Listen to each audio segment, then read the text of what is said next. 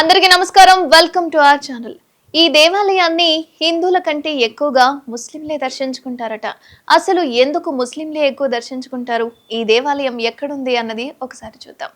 భారత్ అంటేనే సర్వమత సమ్మేళనం.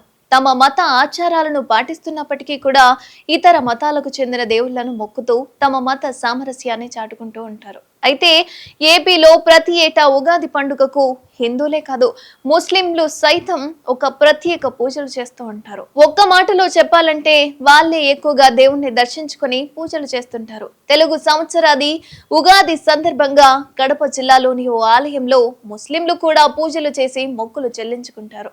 ప్రతి సంవత్సరం కూడా ఆనవాయితీగా పూజలు చేస్తూ ఉంటారు ముస్లింలు. అయితే నూతన సంవత్సర ప్రారంభంలో స్వామివారి ఆశీస్సులు పొందేందుకు కడపలోని దేవుణ్ణి అంటే లక్ష్మీ వెంకటేశ్వర స్వామివారి ఆలయం వద్ద ముస్లింలు బారులు కడుతూ ఉంటారట.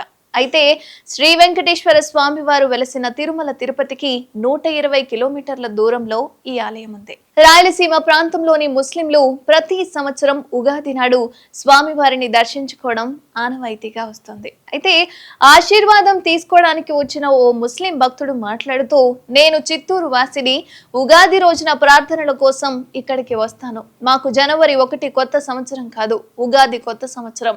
మాకు రంజాన్ లాగే ఉగాది పండుగను కూడా జరుపుకుంటామని తెలిపాడు. అయితే స్వామిని ప్రార్థించడానికి, కొబ్బరికాయలు కొట్టడానికి, ఆయన ఆశీర్వాదం తీసుకోవడానికి ఇక్కడికి వస్తాం. మా పెద్దలు కూడా ఉగాదికి ఇక్కడికి వచ్చి ఆ సాంప్రదాయాన్ని పాటిస్తామంటూ చెప్పాడు. అయితే ఉగాదికి ముందు ముస్లిం భక్తులు మాంసాహారం తినడం మానేస్తారు. అన్నం, మసాలా దినుసులు, బెల్లం స్వామివారికి సమర్పిస్తారు. 1311లో మాలిక్ కాపూర్ అనే సైన్యాధిపతి కుమార్తె బీబీ నాంచారమ్మను వెంకటేశ్వర స్వామివారు తమ అల్లుడిగా వివాహం చేసుకున్నాడని వారు నమ్ముతారు. అందుకే వెంకటేశ్వర స్వామివారి దర్శనం కోసం ముస్లింలు బారులు కడుతూ ఉంటారు.